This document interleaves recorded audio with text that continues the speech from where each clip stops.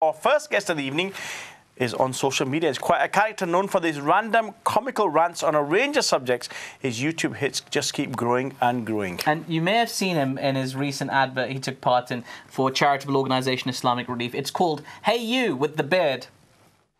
So you have a beard. Welcome to the team. Maybe you're Muslim. Maybe you're single. Living that singleton's life. And every single day, you get singled out for so-called random certifications. I wonder why. So, you make a single-minded intention to change this crazy world, and that's when it happens. Boom! You make one single donation to Islamic Relief, and somewhere around the world, someone in poverty gets double the food, double the water, and double the medicine. That's double the lives changed. Alhamdulillah. Islamic Relief can double your donation this Ramadan with match funding from the UK government to a maximum of £5 million. But you need to donate so that Islamic Relief can double it. If it's 1 penny or 2 penny, or even if you're a superstar, super sharp with all of the papers, make sure you donate now. Make the clickifications. Look at this. The link, clickifications. Come on, you know you want to. So welcome to the show, Ghulam Khan. Assalamu alaikum. Wa alaikum salam. Very nice to see you guys. How are you? It's great to see you, man. That's a wonderful campaign. The first question is, did you get many clickifications? Listen, Islamic Relief are going to pay their entire staff base based off the clickifications, I think, so, you know. That's a heavy admin cost. Exactly. No, honestly, I think Islamic Relief did not just with that, but fantastically throughout Ramadan, and they raised a lot of money for so many people that need it, so yeah. The question I've got really is that a real beard? Of course, it's real beard. It took me 6 years to grow, guys. Come on. Can I touch it just to make sure? You want to touch it? Okay, wait. Let me just see this. Yeah, no, it's there. This is real. That's a real beard for sure. Now, before we kind of move on, it's very important we clear this up. That's an accent you're putting on, right? Yes. Yes, it is an accent you're putting on, and you put it on really well. He replied with an accent. Yes, he did, but he's keeping it. I like he's staying in character. As long as the glasses are on, we have to stay in mode. You know what I mean? So. Of course. Where does that come from? This character, this kind of Pakistani, this heavy, this kind of accent. Okay, let me pop this off. I think in terms of the character where it came from. Oh my God, that sounds so weird now, doesn't it? Have we got the wrong guest on? Has that freaked you out, guys? Too much. Freaked me out. Oh my God. I was in Peshawar a minute ago, and I'm like in South London all of a sudden. In England, exactly. Yeah. I think in terms of the character, it came about because it's an accent used by a lot of family members and people that we know. But I think in terms of what we see in comedy in the media, it tends to be an accent that's used in quite a prejudiced way, a stereotypical way. We wanted to spread it with a little bit of a different message. So look, talking about family, tell us about yourself. You're from Coventry. That's right. Big Coventry. Lived there with the family.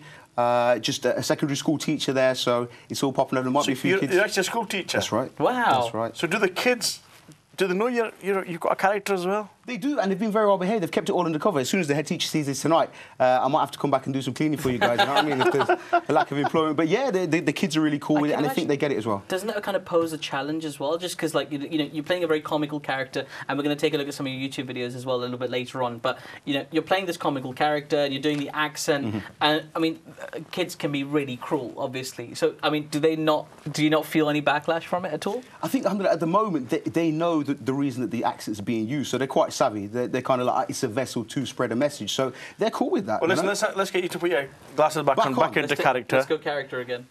How did you come up with the idea? Listen, I tell you what, I'm not a big fan of some of the way that the Asian accent is being used. So there are some programs on the BBC, etc., and they're being used in a certain way. I very much prefer to present the Asian accent in the way I see it, and that is when you walk into a doctor's surgery, who's the first guy that usually sees you? Is Dr. Saab. When you walk into A&E, the doctors there are also having this accent, but for some reason in the media, in comedy, it's always shopkeeper, the man that sells dodgy second-hand cars. We wanted to spread the message in a proper way, I think, so yeah.